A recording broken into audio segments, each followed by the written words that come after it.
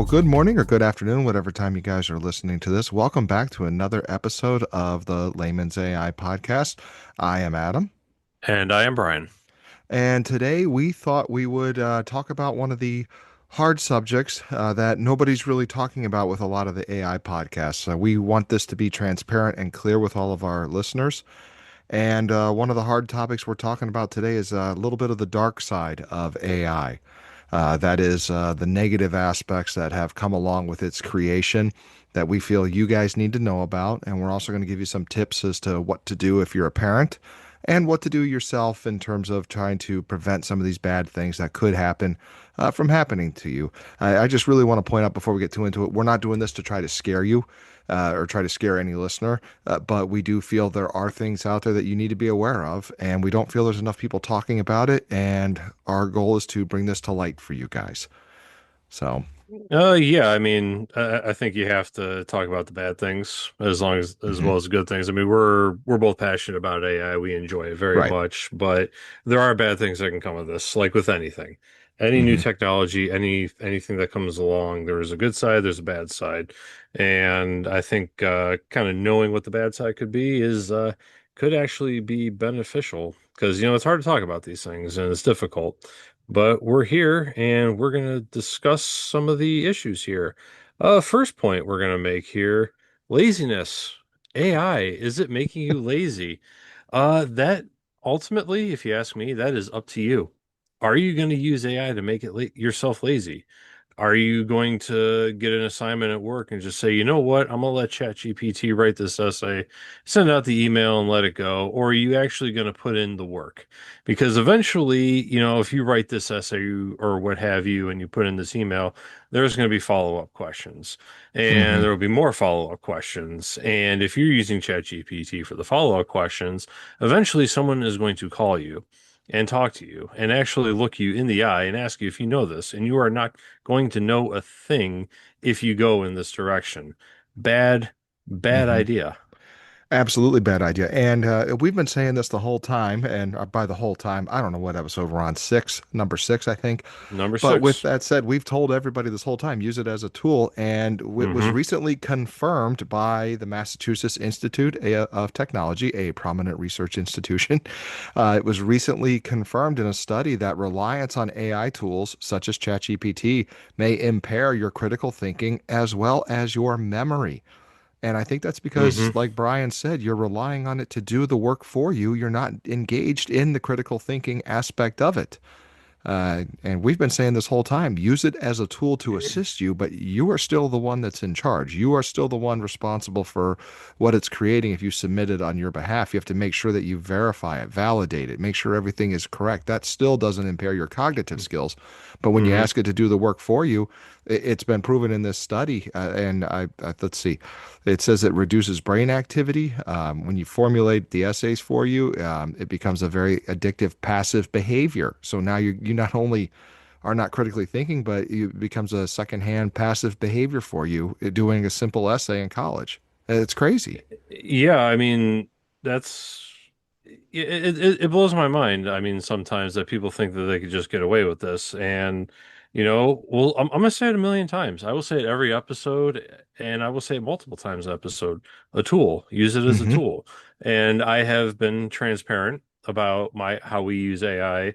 To write the subjects of the podcast, write Hmm. the Yep. background music and what have you, and when you read the description of each podcast episode, I write that myself when I go to upload it. For those of you that don't know, that's kind of my job offline with this podcast.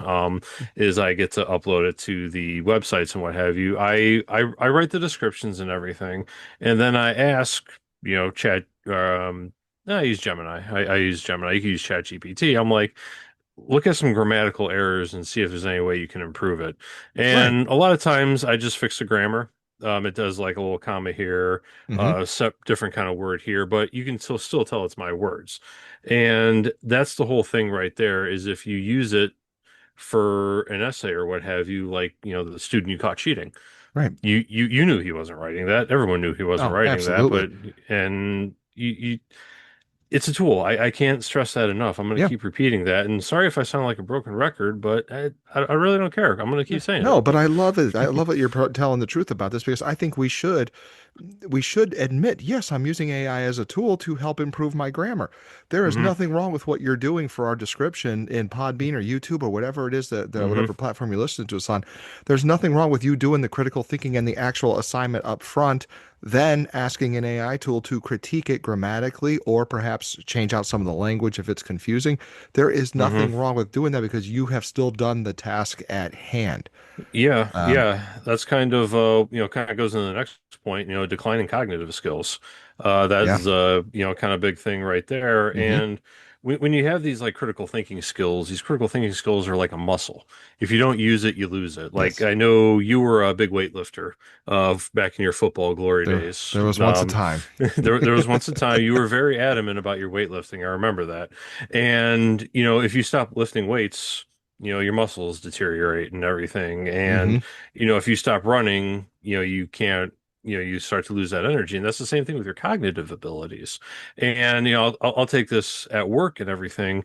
I used to program with a certain software that used, a very, very specific set of rules and everything. And I used to be, second nature to me. I used to know it. I used to get it. Hmm. And then I went away for it for a while and I haven't used it in forever. And I looked at it recently, I'm not going to say the other day, and I couldn't remember a thing about it because I haven't seen it in so long. I mean, I Right. could have started to study it and everything to get back to it, but that's the same thing. If you use like these, uh, LLMs and all these tools and everything to do all the work for you, you're going to lose this cognitive ability because at some point you need to, understand it. Like, so you're gonna have to talk to a human about Right. this. Right. An example I recently used where I did have it do some of the work for me. We just recently got what's called our climate survey at work, and our climate survey is we survey our staff, our students, and things like that, and ask how are we doing. And we received tons of data from that. So I did ask ChatGPT to run an analysis of the data, which came from anonymous sources. And it did a fine job at that. I verified it. But when I gave my report to my bosses, I said I uploaded this to ChatGPT to get this data from us. And it produced it in a chart that I never would have thought to produce it in, which was really nice. It Hmm. was easy for us to see what areas we need to improve and what areas that we are very strong in. And there was nothing wrong with saying that I used it for this part. But the best part about it was I still analyzed the data. It did the mathematical stuff, but I still had to Hmm. analyze the results. So it did save me time. It was able to communicate it in a good fashion. I gave credit to it, but I still did the critical thinking part of saying, what are our next steps? And we did collaborate on what are our next steps as a result of this data. So there is a way for it to you do some of the work for you without losing any cognitive decline, but you still have to do the Hmm. hard part of making it happen. Yeah, definitely. And I've actually seen a few articles here and there where some authors got busted in their copy and pasting into some of their books Hmm. with and it started a headline. It was obviously a headline from ChatGPT or, some kind of LLM that says, okay, now you could put this to give us some more pizzazz or what have you. And then it went to the, next couple chapters and what have you. And to me, that's kind of lazy, not understanding what you're copy and pasting. I mean, copy and paste is like one of the greatest, um, probably the greatest computing advancement you would ever know. But you mean to not understand how you copy and paste properly. I mean, you got to understand that and what have you. And I think the big thing is transparency. Like, be transparent as to where you use it. I do my best to say when I'm using AI and what I'm using it for. But if you have that transparency, it's going to go a long way. Yes, I agree. So to sum up what we've been saying this whole time, we probably do sound like broken records.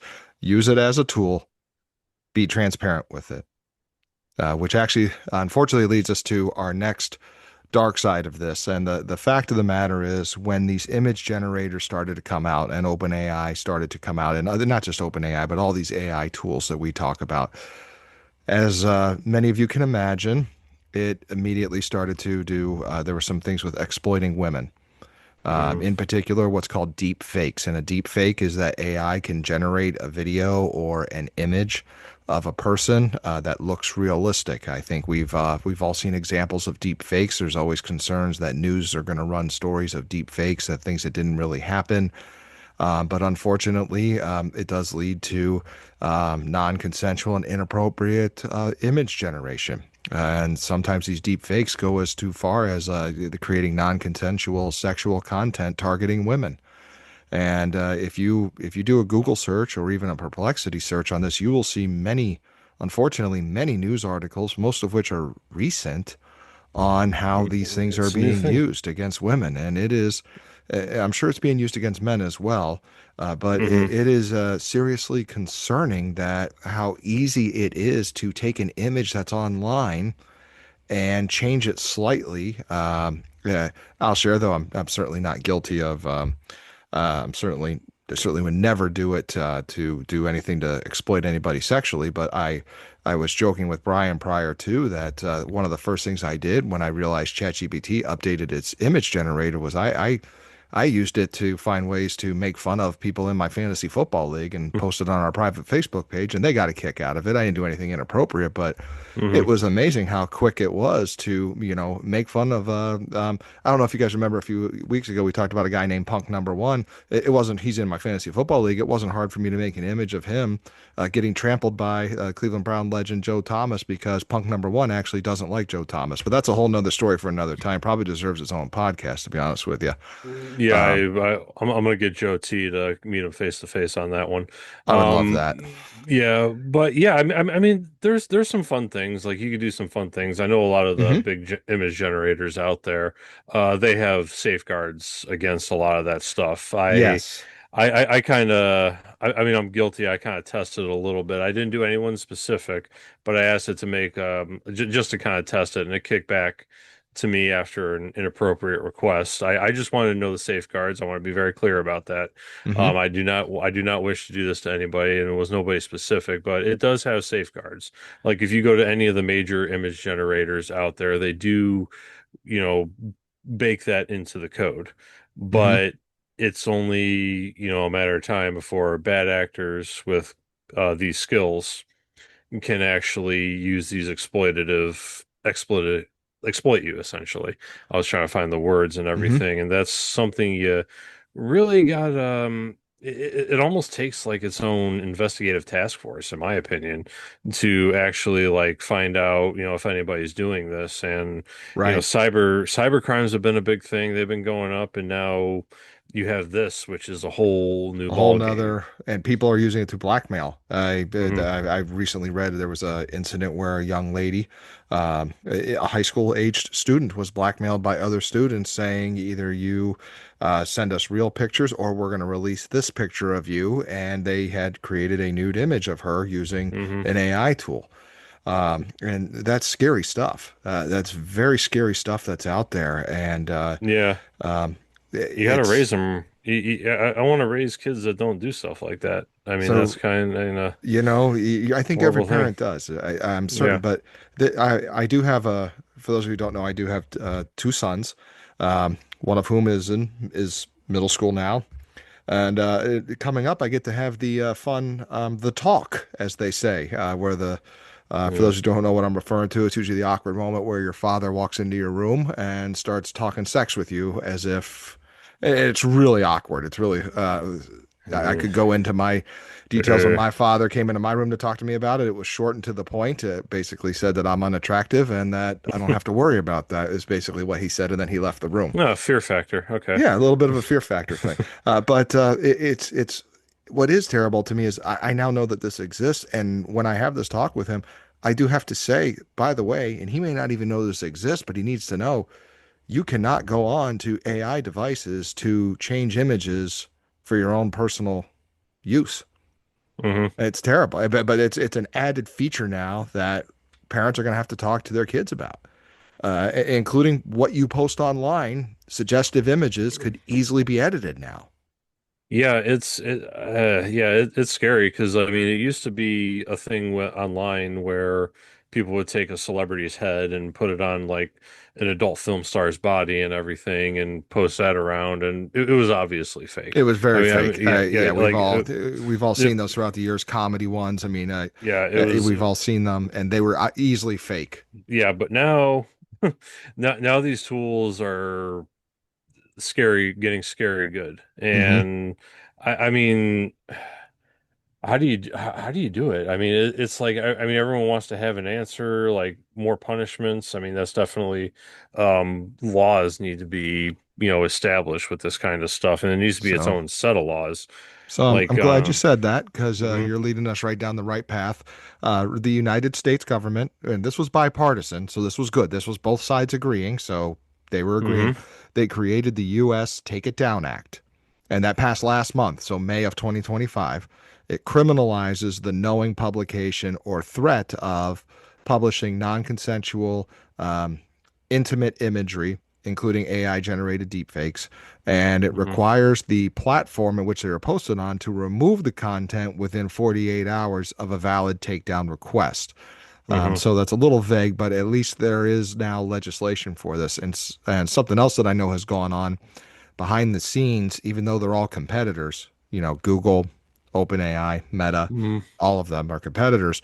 They are working together on ways to solve these issues if their tools are being used for it. So there has been collaboration between the companies as they've done this. Yeah, I mean, it's a step in the right direction. It's just, I mean, the dark web exists, Yep. and code gets illegally shared into bad hands and everything. And there's poison pills in code. I've Mm-hmm. seen a lot of people. If you don't, a lot of these AI companies, I think if you're using these AI tools and you have like these models and everything, you need to distribute them properly. Um, I know DeepSeek, I think they created their model as an open source, which Mm-hmm. I was not a fan of. They I certainly did, and they made it very friendly in terms of the way it communicates back and forth, hmm thus making it easier to prompt and a little easier to communicate and a little more addictive to use. Huh, okay, yeah, I never used it, but that's not something I like. Open sourcing something like that, because when you get open source, you download it, you put it on a thumb drive. Hmm. For I know that's kind of an archaic method of saving files, but you put it on a thumb drive and you put it in your pocket, and nobody knows you have Yeah, it anymore, and you distribute it on the dark web, and it can get scary with these absolutely. AI tools. Yeah, especially I know we just said open source, and I don't think we've ever really covered what that means now that I'm thinking hmm about this. But if I'm here correctly, open source means you can take the AI model and replicate parts of it to do what you need it to do without using the Yeah, actual tool. Whereas closed source means you really rely on the tool to use its data that it has to make things happen. I may have yeah. misspoken, may have been correct. I don't know. What do you know, Brian? For the most part, open source code, you'll hear about that is anybody can download it and use it. You just put it out there. There's like GitHubs, which is a Hmm. popular file sharing program for people working on projects, and you put it on a public GitHub repository. Anybody can download it, anybody can use it, and there's no copyright. You're just throwing your code out there and saying, "Here, use it. I don't care." And a lot of it's kind of fun. Like you'll have like some calculative code and everything to write calculations or Hmm. run calculations on your computer, or there's some video game open source code. I know the most popular one is the Unreal Engine, with Okay. the company that makes Fortnite. They have their open source code, and you can use that for financially up to $1 million. That's kind of like Oh, it's a limited open source, but I mean that's basically what open source is. okay. And an open source AI tool can be very dangerous because if you just allow like these image generators, like we've been talking about, to be open source and open used, and it's only a matter of time before hackers take down those safeguards. Yes. And like the safeguards are programmed into it, and hackers, if they get your code, they can take down those safeguards, and now we're in the wild west of this AI exploitative image generation. Yeah. It is. And so AI image generation, and we wanted to provide some actionable tips for people. There are some steps you can take to protect yourself or talk to your kids about protecting themselves. You can use some of these image poisoning tools, I guess is the way that the term I would use, such as I think it's called Fawkes, Fawkes, or Glaze is another tool. Hmm. And before you personally post a photo, it basically makes it much tougher for a person to copy that, save that from your social media sites before they can do anything with it editing wise. So there are some techniques you can do. And then I would encourage everybody, especially if you are, if you're a parent, I would take a look at the Take It Down Act and see how you can go about contacting these AI sites to remove any images that may be out there that are deemed inappropriate by yourself. That if you deem it inappropriate. So with that said, I'd Yeah. like to move into another topic of the not so good, and that is personal data exposure and privacy threats. We did talk about DeepSeek, and DeepSeek is a very popular AI tool. I have used it, but I'll explain when we get to the actionable step what I did to make sure I use it. But DeepSeek, when it first came out, because it's open source, DeepSeek was heavily criticized because it really, in order to sign up for an account, it wants all your data in that email account. Yeah, I created a fake email for testing it out, and And bingo, that's our actionable tip. Yes. yeah, yeah, That fake I emails are your friends in the AI world when testing things out. Yes. exactly. Yeah, Yeah. and yeah, exposed database image generator. I'm just kind of looking at some of our points here. Yeah, there was a I case study that the by going into the exposed databases, they found a ton of AI generated images that were meant for privacy. They weren't even okay. negative. They weren't necessarily sexually explicit or anything, but it found them, and it was not hard for this uh, data to be. It wasn't hard for the data to be found, apparently, which is a pretty serious concern. Yeah, that's yeah, that leads into a lot of data mining, especially with AI. Like if you're like telling AI to find a very specific data, because you can create a model with your AI code, and you can have it look for something very specific, Hmm. any kind of data you want, and you could have it run across the internet and just mine data like really quickly and everything. And firewalls, I think, are your friend. Hmm. Firewalls, cybersecurity, VPNs. If you don't know what a VPN is, it's a virtual private network. Basically, you kind of log into, I kind of put it into an exaggerated firewall. Okay. People use like VPNs, like if I'm browsing the internet and somebody tries to see what I'm looking at, they have to go through a couple different routers and they can't like really find me too well. Hmm. VPNs are a very good thing to use if you're using any kind of how should I say, like sensitive data or sensitive software or anything. I know at work, when I work from home, I have to log in through a VPN. And my computer, my laptop that I take home is, programmed to directly connect to that VPN. So they got the two-step authentication to get into the VPN. And we're kind of going off topic of AI, really. No, but But it's still interesting because we need to know yeah. that VPN is associated with how we're going to catch people doing this stuff, and it also is Hmm. how we're going to help resolve the issue. Yeah, So it's I mean, VPN is more like a self-protection. hmm. Catching people, it's going to take it's going to take a whole new like federal uh task force police. I know Right. that's kind of a sensitive subject, more feds looking at you, More feds looking at but your computer. I mean, and yeah, then yeah, how do you monitor that? That's a whole yeah. that I feel like we would have to have a guest on to explain how to really stop some of this for Yeah, us. but it's what's going to be needed is like more actionable, law enforcement to like find these bad actors and everything. Right. And yeah, it sounds like kind of a scary thing, I'd say. I'm trying to find the right words to put it in, but it's it's what's going to be needed, and Yeah. you know, especially when you can like generate images or fake deep fakes and what have you, and you have, you know, all these malicious actors creating these things using AI tools. Yeah. You know, now you're talking about cyber crime rings and everything. And yeah, it could be pretty scary out there. I'm not trying to scare people. It's possible to protect yourself. I think the other way to protect myself or yourself or anybody, and I know I'm kind of rambling here, but don't put too many personal things on the internet. Like don't put too much of your Agreed. personal life on social media.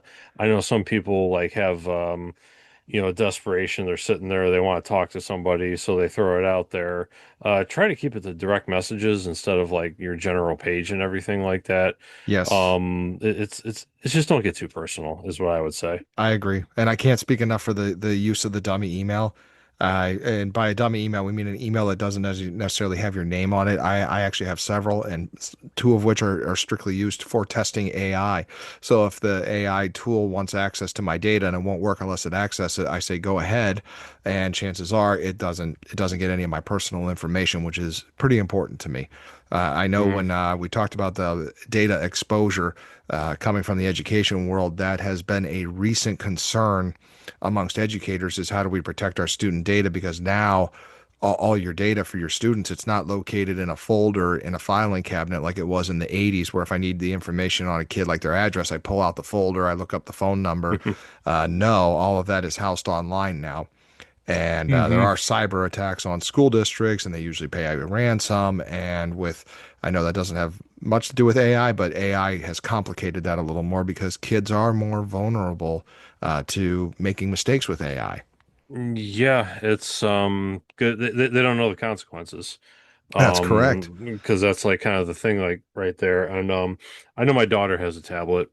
She uses it for some games and stuff like that. And Hmm. you know, people can judge me what they want, like giving my, you know, 7-year-old a tablet or what have you. But I will say I have full control over that thing. Correct. Yeah. I can open my phone and I can block apps. I have to approve everything she downloads. I have to approve everything she does. I can lock her out if I want to. Like if she's not listening to me, I just lock the tablet and get her to listen to me.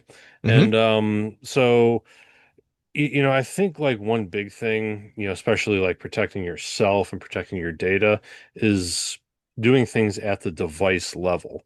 I know a lot of you know, people are talking about, you know, pornography online, you know, kids are having access to it and they're going after, you know, the companies, which, you know, not trying to defend them, but, you know, First Amendment, you know, it exists and you're not gonna like you're not gonna win that battle.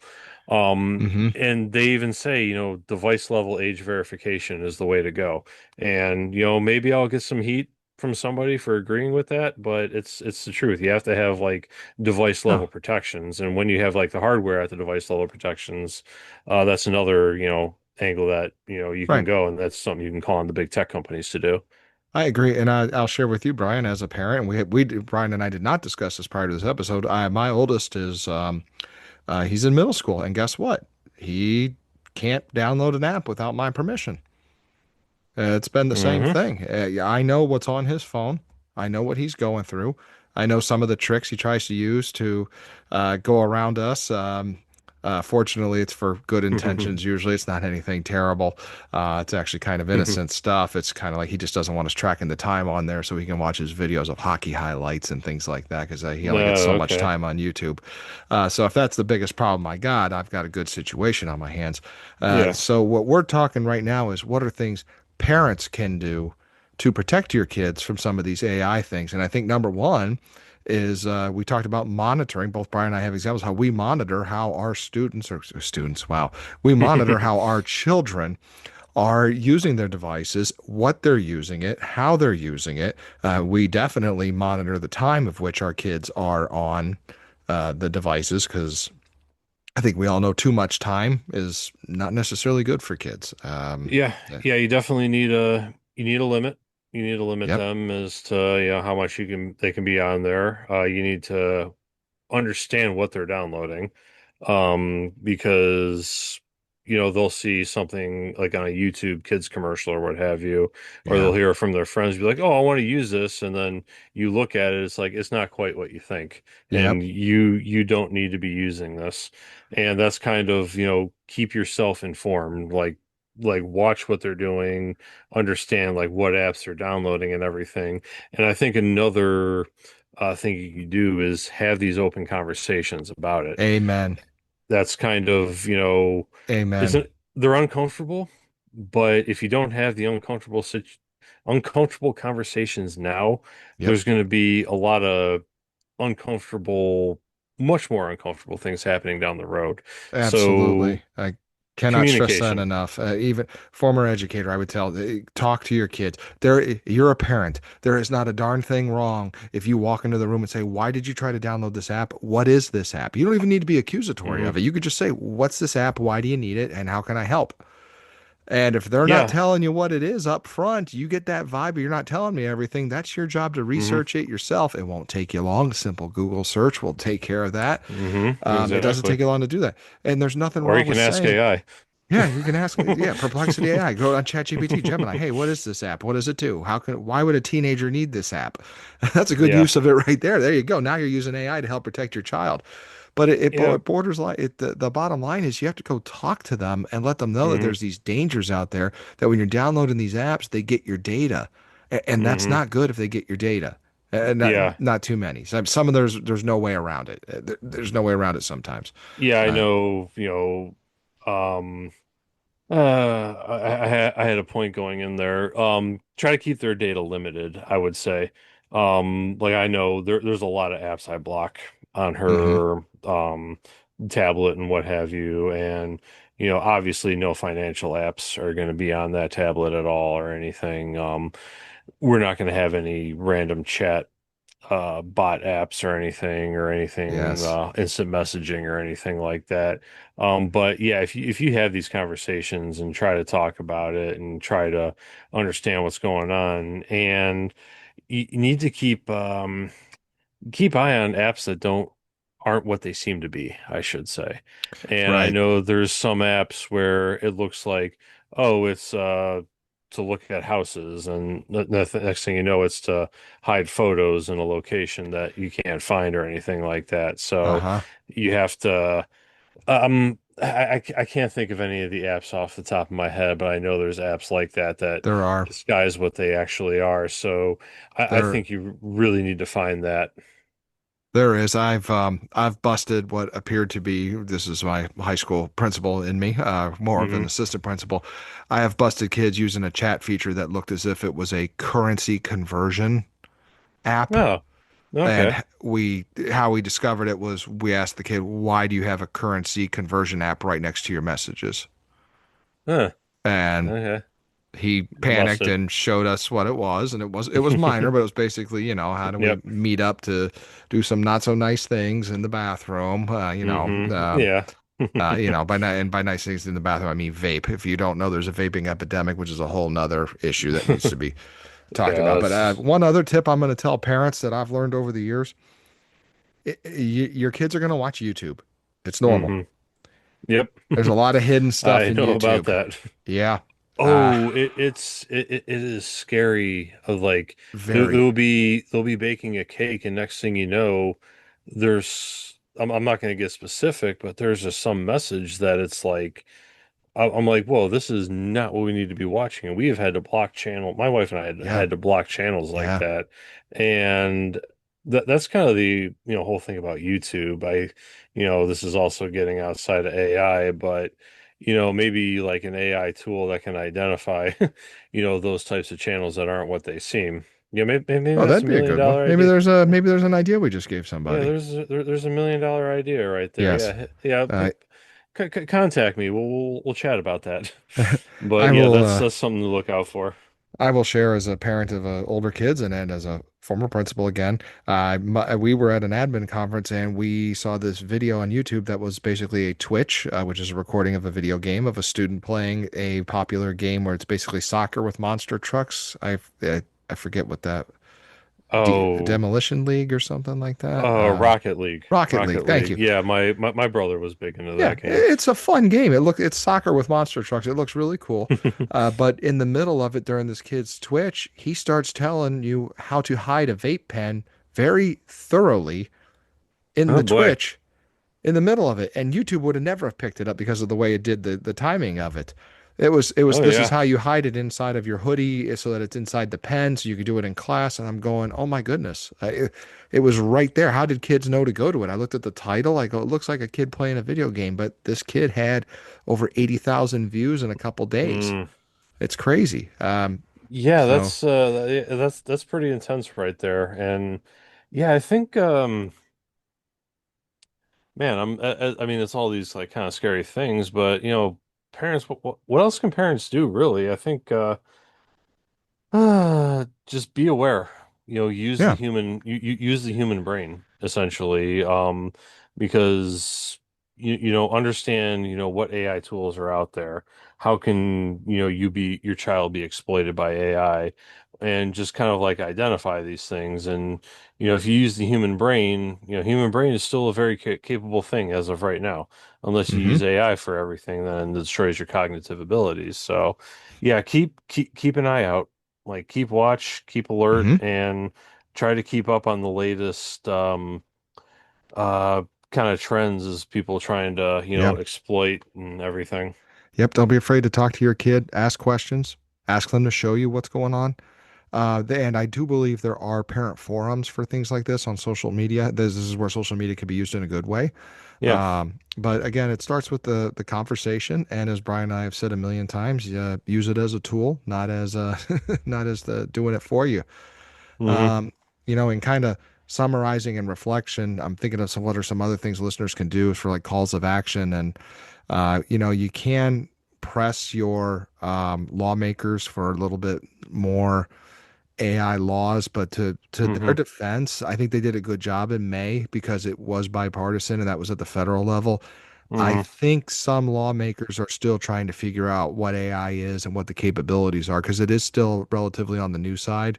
So if Yeah. you're going to press them, do it in a pretty mature way, and give some leniency and understanding that they may Please not know try. all the problems that exist. Just try. Yeah, Please try to try. be nice. Please try to Try be to be nice. nice. But It's not, yeah, yeah. yeah, I think comprehensive legislation is going to be one of the big things that needs to Hmm. happen. They were talking still to this day. The last comprehensive internet legislation passed was in '95, back when dial-up internet was a thing, or Yeah, like 1995 was a long time yeah, ago. it was the '90s. I'm saying '95 because I think that's I always go back to the '95 Indians in my Amen. mind Best team that there. never won a title. Exactly. But we're not going to get into that heartbreak. No. But yeah, I think like comprehensive legislation is beyond overdue.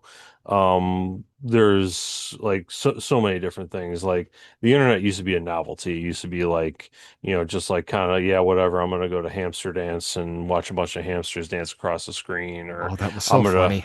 It used to be the coolest thing, and there used to be 20 different search engines. I was in high school. I was very adamant that Dogpile was going to be the dominant search engine. Dogpile. Wow. Yeah. I forgot about that one. Yes, yeah, nobody knows about it anymore, and everyone's like, "No, it's Google." I'm like, "No, Dogpile's going to beat Google," and I'm eating my shoe right now, because of that. But like point being, it's beyond overdue, I think, to Yeah. actually pass comprehensive legislation because even now, like how can you go a week without using the internet in your life? It's really Oh, that's hard. not possible. It's really like you really can't do it. So you have to, you know, you'll find ways to legislate somehow. I mean, we can go on forever about that, really. Hmm. Yeah, and something we haven't touched on that I think would be a part of the summary is just keep an eye on what you're doing with AI. If everybody interacted responsibly with it, which we know is not going to happen, Mhm. but if the more people that do interact responsibly with it, the better off it is. Because I do believe, even though this episode was a little more on the darker side of what AI has created and what it's doing and some small steps we could take to help it, overall, I'm still very optimistic about AI's uses and capabilities. I Yeah, I agree with that. I think there's so many positive things. yeah. Don't let the dark days, make you forget Mhm. about the bright days, I'd say. That's a great way to. Um, That's a great yeah, send off. yeah, exactly. And, just kind of go through it. You know, write your congressman, say you want comprehensive internet legislation because AI is creating a whole new world of insanity, or potential insanity, I should say. Hmm. Um, don't depend on it. It is a tool. I'm going to be broken record for this as long as I have this podcast. It's a Yeah. tool. It is not your assistant, or it is your assistant. Well, actually, I'm kind of flip-flopping on fumbling over myself a little bit, but Well, it's not an assistant. it's I don't not. think it's an assistant. It can assist you, but you are ultimately responsible for the content that it creates that you decide to Hmm. use. Yes. And if as soon if it creates content and you don't use it, guess what? No, that's Hmm. AI's content. But as soon as you take that image and you download it or you use it to make fun of somebody, you're responsible for Hmm. that action. Yeah, exactly. Yeah. So it's your tool. It is something in your toolbox. Put it next between your hammer and your screwdriver, and Yep. pull it out when you need to. And protect yourself, I think, is like kind of the ultimate takeaway. Don't put too much online. Yep.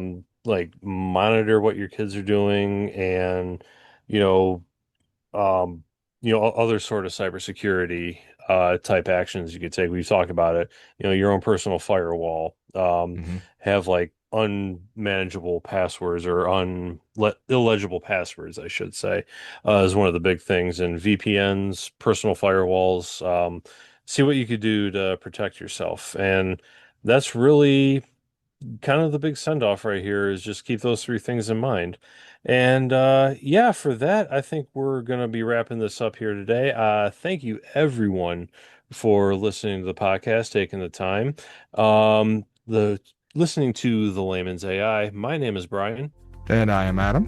and we will see you next time.